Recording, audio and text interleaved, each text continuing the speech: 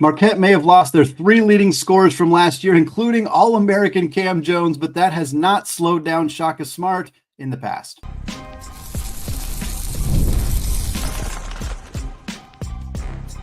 You are Locked On College Basketball, part of the Locked On Podcast Network. Your team every day. What's up, folks? Welcome into this live edition of the Locked On College Basketball Podcast, a daily national college hoop show, part of the Locked On Podcast Network, your team every day. We are your co-hosts for today. I'm Andy Patton. He is Leif Thulin, and you are joining us at the place to get your college basketball content every single day, 5 days a week in the offseason, 6 days a week in the regular season. We're not kidding when we say every single day. I want to thank all of you who have made this show your first listen or your first watch of the day. Give a special shout out to those everyday listeners and those of you hanging out with us in the Locked On College Basketball Discord community. Remind you all that you can listen to the show ad-free on Amazon Music. Today's episode is brought to you by Monarch Money. Take control over your finances by using Monarch Money and use code LOCKEDONCollege at monarchmoney.com and you'll get 50% off your first year. Well, Leif and I are back with another team preview episode here, getting you ready for the upcoming 25-26 college basketball season. A couple of weeks ago, Leif and I kicked things off, starting with the UConn Huskies. And then after that, I did a show with Jacob Goins, the host of Locked On Hoosiers, to talk about this Indiana basketball team. But now Leif and I are back in the Big East, although we're out much closer to Indiana country, talking about Marquette, Shaka Smart, and the Golden Eagles. Today, we're going to talk a little bit about their season last year, some of their X factors coming into this season. We'll take a look at the offseason for Shaka Smart, which once again looked pretty similar to what we've seen them do in the past. A lot of freshmen coming in, no transfers coming in, but managed to keep pretty much all of their key contributors who didn't run out of eligibility from last year. We'll talk about that, make some projections for their starting lineup, take a look at their non-conference schedule, and close out the show looking at how we think they're going to do this season. Leif, before we get into all of that, we want to run it back and take a look at last year for Shaka Smart and the Golden Eagles. This team went 23-11 last year, just 13-7 in the Big East, kind of stumbled a little bit towards the end of conference play, just like they did in the non-conference. They started out the season 8-0. Had wins over Maryland, Purdue, and Georgia. Those are all teams that ended up with single-digit seeds in the NCAA tournament. They finished 9-2, also got a win over Wisconsin, but had a couple road losses. Nothing too bad here. Road losses to Dayton and Iowa State. Also a 6-0 start in Big East play. At that time, they were 15-2 overall, absolutely rolling under All-American Kam Jones. And then they stumbled 8-9 the rest of the way. Just 6-7 in the Big East from that point on. They had three straight losses at one point. Granted, it was UConn, St. John's, and Creighton, those last two games being on the road. So not exactly bad teams to lose to, but that's how you finish fourth in the conference, is if you can't get W's against those top three teams. They end up losing again to St. John's in the Big East tournament, get a 7 seed in the NCAA tournament, and then lose in the first round to a 10-seeded New Mexico team. There were not a lot of first-round upsets last year in the NCAA tournament. 10s over 7s was kind of one of the biggest ones that we saw. And so this was a tough one for Marquette. Also, I think notable, maybe not relevant, but the fact that Shaka Smart went 0-3 against St. John's and also lost to New Mexico means that the Pitino family really just had their way with Shaka Smart's club last year. 0-4 against Pitino-led teams, and now with Richard moving to Xavier, where he's going to see Shaka Smart's team even more, I'm curious if we'll see Marquette find some ways to get some W's over those two teams. Leif, just overall thoughts on Marquette's team last year, and obviously now heading into next season without Kam Jones. I mean, Kam Jones was awesome. And I would tell you Kam Jones was the best guard in the country, and that includes Walter Clayton Jr. Mm-hmm. And Walter Clayton Jr., as you know, as Isaac knows, I was talking about the Florida Gators as soon as anyone. I loved him, but Kam Jones was the better guard in college basketball last year. He was awesome. He just didn't have as good a team. Kam Jones was so good early in the season, he could have been National Player of the Year over Broom or Flag. And he plateaued a bit because teams shaded in and said, have someone else beat us. And so that is what happened. It was the consistency from a guy like Joplin and a guy like Gold was not high enough to push him over the top. And the shooting prowess, like Chase Ross is a good player, but his shooting he's kind of a dare shooter. He knocked down a few. His percentage isn't bad, but he's not a great shooter. You watch that team, and you knew that that was a team not made for real runs. That was a team to fade, and we talked about it at different times. That said, I had New Mexico penciled in on my bracket, and then I started revising, and I ended up switching at the last minute, and I instantly regretted it. And I remember that was the last game of the Friday, second day, and I was working the Jazz game. I was like, I'm going to lose this one. My bracket's looking great, but I'm going to lose this one. This could lose me the whole thing. And sure enough, it was. But I think Shaka Smart does a very admirable thing of saying, I'm going to develop my talent. I'm going to develop my talent.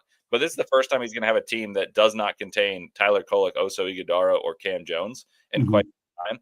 And yeah, that home growing that talent's a lot different than home growing talent that, was unable to really step up and play with a guy who was the best guard in the country. So I think it's really difficult to imagine this Marquette team on a high pathway. I think they're going to be a middling team in the Big East. Yeah, obviously, anytime you lose a Kam Jones, that's such a difficult ask. And last year, we had a lot of the same conversations because they lost not only Tyler Kolek, but also Oso Ighodaro, two players who went to the NBA, second-round picks, very productive players in college and had good NBA starts to their career as well. But at least the conversation last year was, yeah, but they have Kam Jones, and so many people were in on like, hey, Kam Jones is going to explode. He's going to be, a potential All-American, and the people who said that, I know you included in that conversation, were really high on him. They were right. I mean, he was incredible all year last year, and unfortunately, the rest of that team just didn't kind of come with him.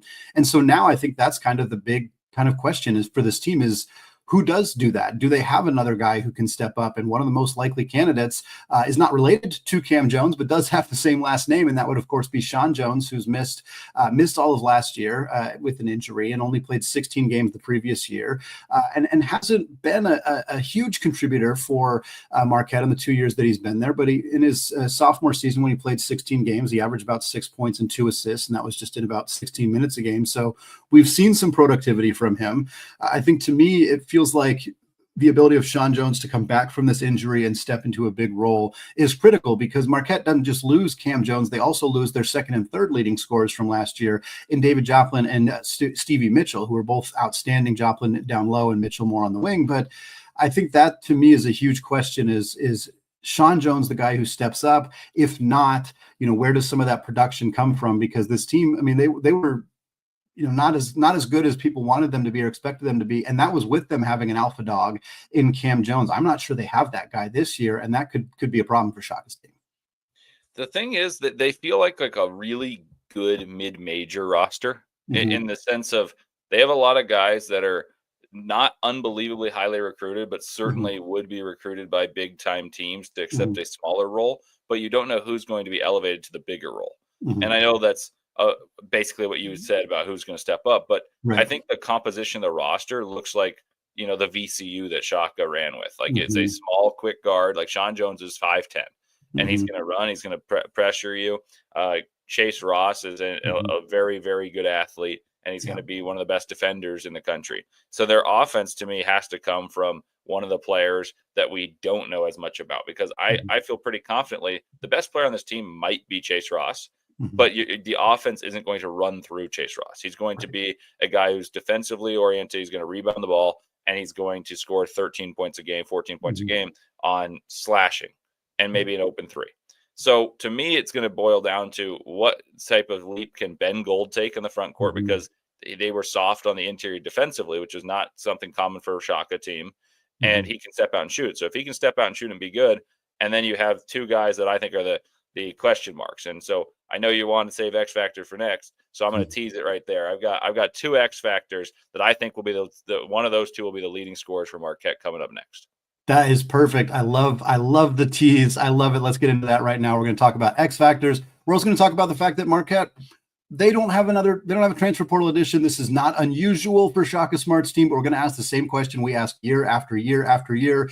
Is that the right move? Is this now when not using the transfer portal might bite Shaka and Marquette in the behind? We're going to talk about that here coming up in just a second. But first, folks, most people cannot name all of their financial accounts or even what they're worth, whether it's your 401ks, your properties, your investments. And when you don't have the full and complete picture, you can end up leaving money on the table.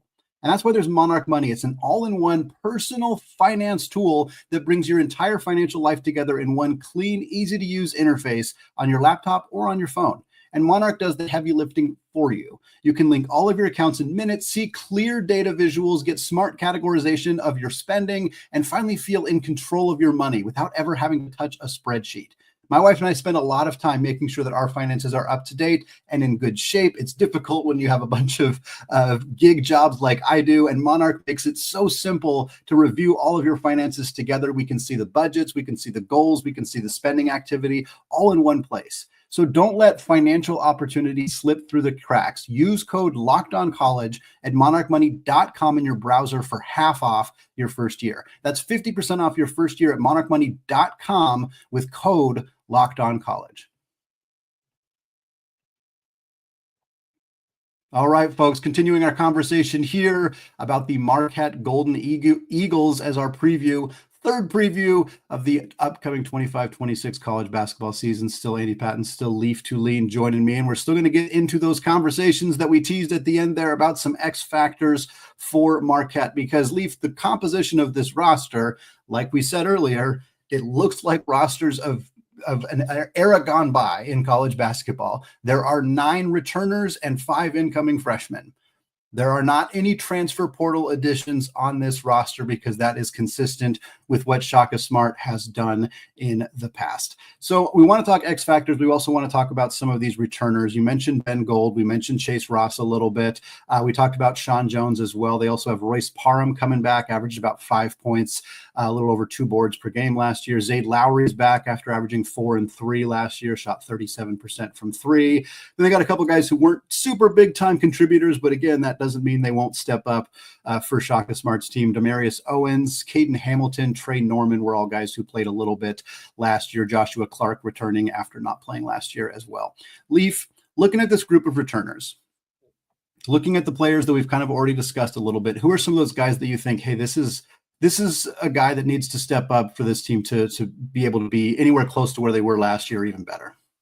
So I've got 2 guys that I don't think the common fan will know, but they played sparingly when Marquette was injured last year without the presence of a guy like Sean Jones. And so the 2, I think the most talented player on Marquette's team is Demarius Owens. Demarius Owens stepped in a big game. I can't remember against whom, but he stepped in. It was like a stretch. Like he was a small 4 that was forced to play this small ball 4 and knocked down trail 3s, pump fake, put the ball on the deck and scored. And I made a mental note right then and there. I was like, oh, that guy might be pretty good for years to come. So I'd imagine that he will be one of the top 2 or 3 scorers on Marquette next season as a sophomore after playing very sparingly as a freshman. And the other one we saw more of, it was Zayd Lowry. He's a junior, so he's a little bit less of an unknown, but we haven't spoken about him because, you know, he plays the 2 guard. Who was the 2 guard for Marquette for years? It was Kam Jones. So I mean, I know Kam Jones played the point last year, but Stevie Mitchell was then the defensive point guard, if that makes sense. So I think that those 2 are the players that I think if Marquette's going to be a top 5, top 6 seed in March Madness, even a top 7, like where they were last year, I think those 2 have to be the reason why. And I think Demarius Owens is the most talented player on this team. I think Royce Parham, who you brought up briefly, is a player that I expect to take a larger role. I don't think he quite has that game to be a 15-point per game score. Whereas I think Demarius Owens, it may not be this year, but I'm going to tell you guys right now, signing this with the stamp, I think Demarius Owens will be a 15-point per game guy in the Big East in his career. Owens had 11 points on 3 of 4 shooting from 3 on the road game against Iowa State last year. I suspect that's probably the game you're talking about.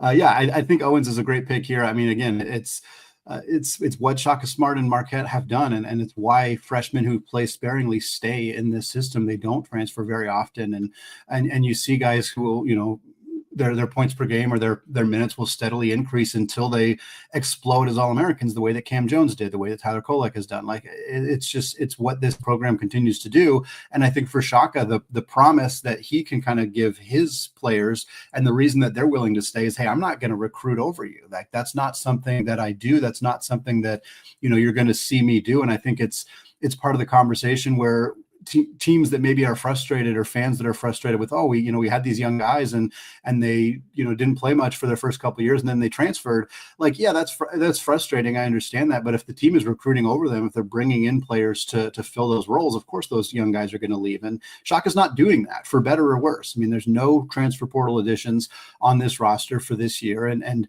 you have a projected starting five and a projected rotation made primarily of guys who were on this team last year, despite the fact that the three leading scorers are gone. And I think on paper that can feel very frightening and can feel like, well, how on earth can we project this Marquette team to be better than they were last year when it's the same guys minus, three of the very best? And I think that's what makes Marquette kind of a fun team to evaluate, is it's not just looking at, where are the transfers going to fit in? How is this guy going to fit into this offense? It's like, who's going to step up? Who's going to be those guys? And I think Owens is a great pick. And I think Lowry's a great pick as well. And obviously, like Ross is going to be he was a 10.5 point per game scorer last year. He's going to be kind of that guy. But one that really intrigues me is Ben Gold. I know we've talked about him a little bit, and Gold's playing overseas right now in the FIBA World Cup. He's playing for New Zealand. He had a nice performance against Saudi Arabia a few days ago. And he's a guy, and we talked about this, Leif, going into last season, because we knew that Marquette was replacing Oso Ighodaro, who scores around the rim and was very much, a low post back to the basket, kind of pick and pop, pick and roll type guy, replacing him with a guy like Ben Gold, who's doesn't score around the rim. I mean, he's a 3-point shooter. He's a floor spacer, and it worked for Marquette last year because it gave Kam Jones just free reign to drive towards the cup. And now, you need somebody to step into that role for Marquette, but you also need Ben Gold to probably pick up a little bit more of the offensive and defensive workload to kind of keep this team afloat. I think, as much as Owens and Lowry and those guys need to step up offensively, to me, Ben Gold's kind of development this year is a critical part of Marquette's ability to be even as good as they were last year. I agree. I think Ben Gold was the difference between him and Oso on offense is huge, of course, because Oso is fantastic. But defensively, I think that's what hurt Marquette so much, is they didn't have someone to clean up mistakes because they didn't have the depth to pressure the ball they have had in years prior. Right. With Sean Jones out with an ACL, Stevie Mitchell's the only plus guard defender. Kam Jones needed a break. But if you look at what Ben Gold does for New Zealand, and if you look at what he did for Marquette, you'd say, okay, I'd like to see a little more ball in hands, show some of that versatility now that there's not Kam Jones, who's the better option to have the ball in his hands. So I do think Ben Gold needs to step up. He needs to shoot a few more threes, but he also needs to be able to be a roll guy and catch a few slips and score on the interior. And so that's something to monitor. Like I said, I don't think you're going to run offense through Chase Ross necessarily, even though I think he's the most complete player. So I really expect a pretty egalitarian scoring attack. Like I said, the most talented player to me is Demaryius Owens, but I do think the established pieces of Ross and Ben Gold should have every opportunity to lead this team in scoring, because the offense should run through them in terms of they'll have shots created for them by Shaka, as opposed to the others are kind of just going to do what they can do. I have an idea to posit to you that I think, I don't think I believe it, but I'm just going to test it out there. So Marquette a couple years ago was picked 9th in the Big East, and they came in and won the Big East, and then they won the Big East tournament with their 2 seed in March Madness. They did have a younger Tyler Kolek. I mean, he was still a veteran, but he was younger in his college basketball career. A young Oso Ighodaro and a young Kam Jones. So those guys became the trio that's been Marquette's best trio for years. Do you think that there's any truth to whether this year or the next year that this core of kind of, you got Demaryius Owens young, Zay Lowry young, you've got Royce Parham young, and then you have the couple veterans sprinkled in, that there's any belief that this team can be one of the ones that's like Shaka, his type of team? Like VCU had it. That was his type of team where they could play fast. They had a guy who's an underrated guard in Kolek running the ship, and now he's got his guy Sean Jones back. Is there any way that I'm stirring the pot a little bit here, but is there any way that they can be a top 4, top 3 team in the Big East in a good Big East? Yeah, I think so. I mean, Shaka believes in them. And I think ultimately, he was right about those previous iterations. He was right about those VCU teams. And he's very good at finding players that fit his system. Those tough defensive guys, those kind of quick, a little bit undersized guards tend to be a kind of a sweet spot for Smart. And so I think that you are looking at a group that could potentially be that. I do think the Big East is very difficult right now with the way St. John's has improved dramatically. I think Kevin Willard's going to get Villanova back into being a bigger challenge for those teams. Obviously, UConn is going to be great this year. We talked about them recently. Creighton is not going anywhere, even with losing Ryan Kalkbrenner. That's a big adjustment for them, but they have a lot of NBA caliber talent on that team. And so I think that Marquette's in a tough spot where there's like 3 or 4 teams that are probably ahead of them, but can they stay in that 4, 5, 6 range? Absolutely. Can they make a big shocking push and get up into the 2, 3 range? Yeah, I think that they could. I think that assuming that, none of these guys will step up and play better, like they always do in his system. And so I think that you are going to see that happen. Where I would think that perhaps it changes a little bit is not necessarily guys who are on the team last year, but some of these incoming freshmen too. I mean, you got 5 4-star players coming in. One of them is Sheik Pearson. He's going to redshirt, but the other 4 guys are expected to be, a part of this team this year. Adrian Stevens is the most highly ranked. He's a combo guard, 78th in the class, according to 247 Sports. You get Nigel James at 86, Michael Phillips at 105, and Ian Miletich at 111. So, again, nobody who's super highly regarded, but that's Shaka's MO. They don't go get a bunch of 5-star, top 5 kind of caliber recruits. They get, these guys in the 4-star range who then develop within the system. So I wouldn't be surprised if none of these freshmen are big contributors right away, but I wouldn't also be surprised if they end up making kind of that next really great iteration of Marquette basketball, if some of those guys are involved in it, because that's just what Shaka has continued to do incredibly successfully over the last half decade he's been with the Golden Eagles. Leif, I want to move on and talk about another thing that Shaka Smart and Marquette have been very consistent about. They don't use the transfer portal, they develop talent, but they also schedule very difficult in the non-conference. That is once again the case for this team heading into next season. We're going to take a look at their schedule, how it might serve this young team, coming up here in just a second.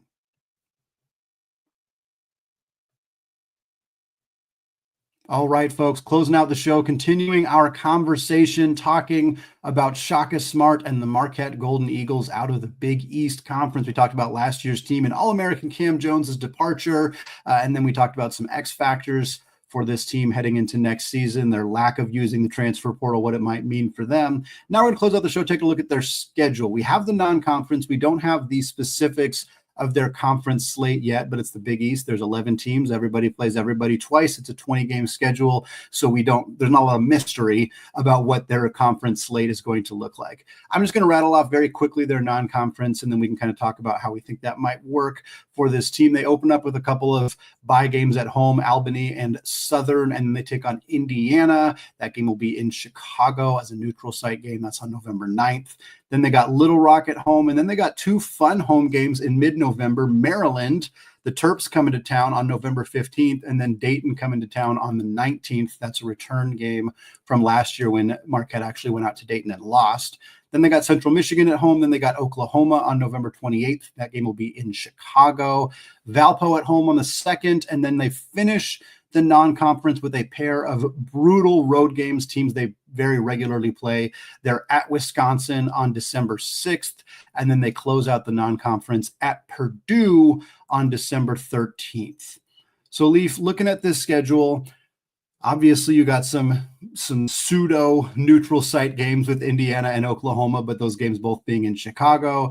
You got the tough road games at Wisconsin and Purdue. I like that they're finishing with those games. It gives a young team maybe a little bit more time to be prepared for those games. I mean, Purdue is going to be prepared this season right out of the chute. So will Wisconsin. They have a lot of key returners, but I'm interested to see how this schedule helps kind of serve Marquette, especially a team that's got a lot of continuity, but a lot of guys who are stepping into bigger roles.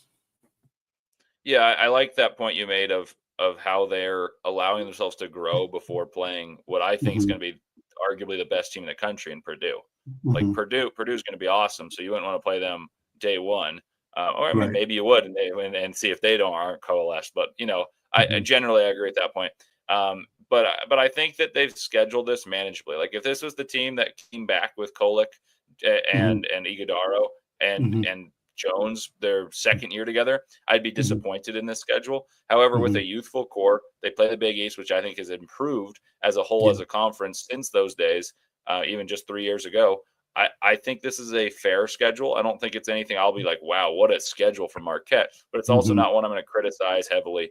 I think they'll go through this and have a fairly good record, maybe an 8-3 going into conference play. And I think 8-3 going into conference play, you go, I don't know, 13-7 in conference play. That seems feasible to me. And all of a sudden you're a pretty solid team, right? Like that's probably 6 seed territory. And that's the dream for Marquette right now. Like being realistic, I think that they could maybe exceed that by a seed line, but not much more. Yeah, that's I have in my notes 8-3 question mark under their non-conference. So I think that's where I'm at too. I think that the 2 road games are going to be very difficult. I think you'd certainly like to pick up one of those, but I wouldn't be very surprised if they lose both of them just at Wisconsin. I mean, I know it's not a long road trip for them by any stretch, but it's still a very difficult one. At Purdue, of course, is a game you'd love to win. That's a massive victory, but man, it's going to be hard to project them to win that one. And then between Maryland, Indiana, and Oklahoma, and even Dayton, although at least they're at home with them, I think they probably drop one of those. But yeah, I think 8-3 feels very good with this team. And then conference is similar. They were 13-7 last year. On one hand, I don't think this Marquette roster is as talented as last year's roster, while as I think the rest of the Big East is a little bit better. You know, I think UConn's better from where they were last year. Creighton and St. John's are probably St. John's is close. They're not worse, but I don't know if they're better. Creighton's probably a little bit worse, but gosh, they're going to be still really good too. Villanova is going to be better. They got to be worse. Yeah, you can't lose a Big East Defensive Player of the Year in Ryan Kalkbrenner and be better necessarily, but I think Creighton's still going to be very good. And then the question is kind of that middle group, like UConn, St. John's, Creighton somewhere at the top there. And then after that, it's Marquette's in that mix. I think Villanova's in that mix. I think Providence could be in that mix. Yeah. I think they're kind of a sneaky good team. I think the jury is still very much out on Kim English, but the roster composition, I think, looks very good for the Friars.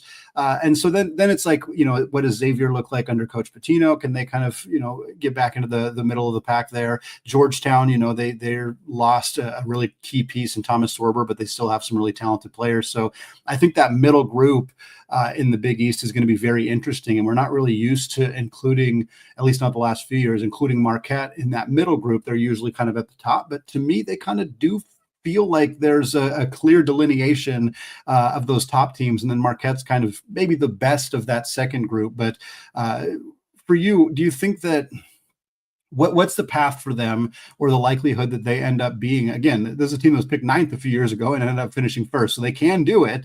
But what's the path look like, or what's the likelihood that they are kind of in that top 2 or 3 conversation in this conference? I think top 3 is doable just because I'm lower on Creighton than I think you are.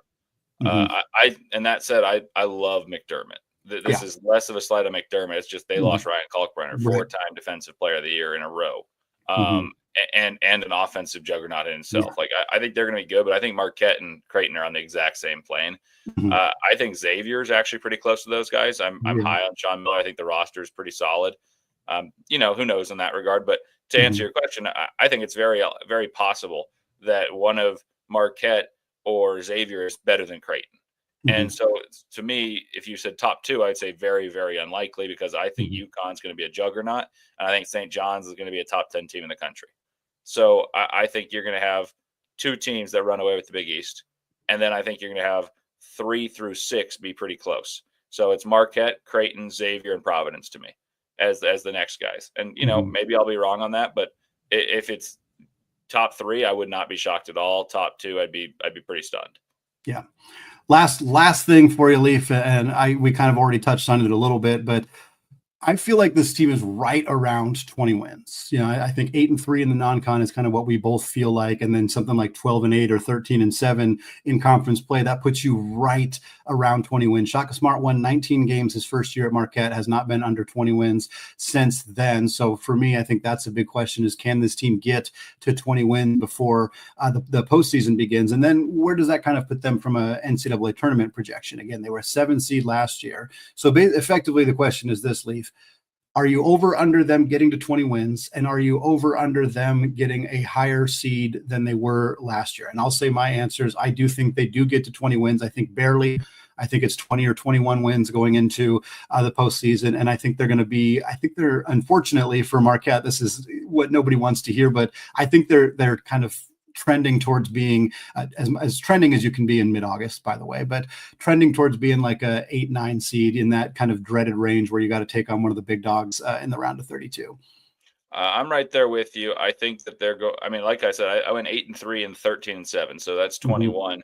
Mm-hmm. I would say very confidently they'll be over 20 with the Big East tournament in mind, but obviously that's postseason to me. Sure. I think, yeah, so 20, 21 wins. If they're third in the Big East, I think they're probably 14-6. Like, I don't think it's a big jump from 12 or 13. I think it's marginal. It's just that everyone else is beating each other. It's cannibalism. Right. And so, and then as for your next question, let's say you're 21 wins and you have, let's see, that's 21-9, basically. 21-9 to me is a 7 or 8. So I'm right there with you. I think this team won't be as dangerous at its best because they don't have Kam Jones, but they might actually be less predictable because Kam Jones was the lifeblood. This team might be harder to prepare for in the sense of, like, everyone knew what Marquette was going to do. The team had kind of lost its juice by the end of the season. And, like, many teams could beat Marquette. Like, that was not a bad draw for Michigan State, even if had Marquette won. And obviously New Mexico beat them. But I just didn't feel like they were dangerous. I think Shaka can kind of get back to his identity, his core of being disruptive and dangerous. And that makes them a little bit more of a curveball as opposed to, like, all right, here's a fastball. And at the beginning of the season, it was sitting at 94, and now we're down to like 89. That's kind of how they felt last year to me.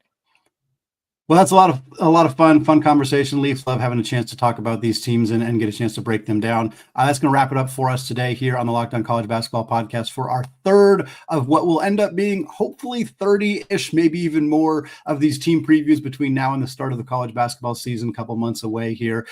Folks, want to thank all of you for making the show your first listen or watch of the day. Isaac will be back with a fun player interview with you all on Thursday, and then he and I will be back together on Friday, getting you ready for your weekend. Thanks again, folks. As always, want to say apologies to the Lawyer family. Let's go Wild Popes. Cheers to the Mick Bruins. And until next time, peace out.